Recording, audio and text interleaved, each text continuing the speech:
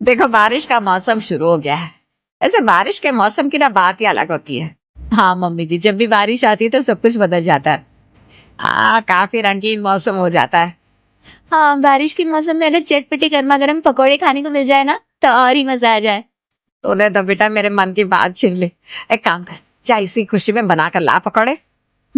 खाने से पहले पकोड़े बनाने भी तो होंगे। ठीक है, मैं अभी मस्त गर्मा गर्म पकोड़े बनाकर लाती हूँ। पायल पकोड़े बनाकर लाती है और सब उन्हें एंजॉय करती है। पकोड़े खाकर तो मजा आ गया।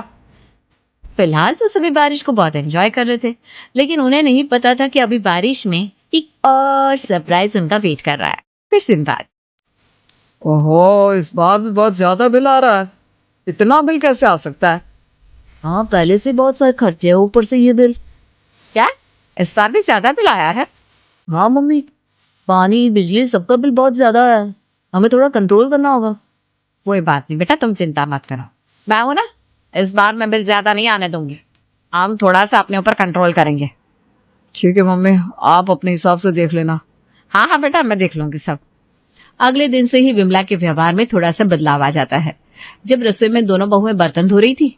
अरे अरे बेटा, जरा पानी देख कर इस्तेमाल करो, कम पानी चलाओ। हाँ मम्मी जी, लेकिन अब बर्तन धोने के लिए पानी तो चलाना ही पड़ेगा ना। हाँ, लेकिन जरा कम इस्तेमाल करो। इस महीने हमें अपना टारगेट पूरा करना है। ठीक है मम्मी जी, हम अपनी तरफ से कोशिश करेंगे। विमला के ऊपर बिल कम लाने का भूत इस कदर सवार हुआ कि उसने तो दोनों बहुओं का जीना ही हराम कर दिया। अगले दिन, अरे बेटा, इतने ज्यादा पानी में कपड़े क्यों धो रही हो? मम्मी जी, इतने सारे कपड़े हैं तो इतना पानी लगना तो लाजमी है। लेकिन जरा देख कर इस्तेमाल करो। ठीक है मम्मी जी। विमला की रोका टोकी बहुत बढ़ रही थी, जिससे दोनों बहुएं परेशान हो रही थी। जरा बिजली की कटौती करो, इतनी भी गर्मी नहीं है जो सुबह से एसी चल रहा है। अब तो बारिश का मौसम है, इस मौसम में तो थोड़ी गर्मी से राहत मिल ही जाती है। हाँ मम्मी जी, लेकिन ये मौसम जरा चिपचिपा होता है। इस समय ना चिपचिपी गर्मी होती है, बिना एसी के काम नहीं चलता। लेकिन तुम्हें पता है ना, हमें अपने महीने का टारगेट पूरा करना है। हाँ मम्मी जी, करना तो है, लेकिन इतनी कटौती भी अच्छी नहीं है। अब घर में सभी रहेंगे तो चीजों का इस्तेमाल तो होगा ही। पानी बिजली सबका कम इस्तेमाल कैसे करें? अरे लेकिन ध्यान तो देना होगा ना, ऐसे नहीं तो वैसे। ये कहकर विमला वहां से चली जाती है। ओहो, मम्मी जी के ऊपर तो बिल कम लाने का भूत सवार हो गया है। हाँ दीदी, मम्मी कुछ ज्यादा ही ओवर कर रही हैं। सच में? पायल और सुमन नहीं जानती थी कि ये तो कुछ भी नहीं है, बल्कि विमला के दिमाग में तो अलग ही खुराफात चल रही थी। अगले दिन जब बहुत तेज बारिश होती है।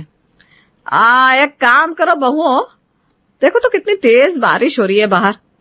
हाँ मम्मी जी, क्या आज फिर से आपका पकौड़े खाने का मन कर रहा है? नहीं नहीं नहीं, मुझे एक बढ़िया सा आइडिया आया है।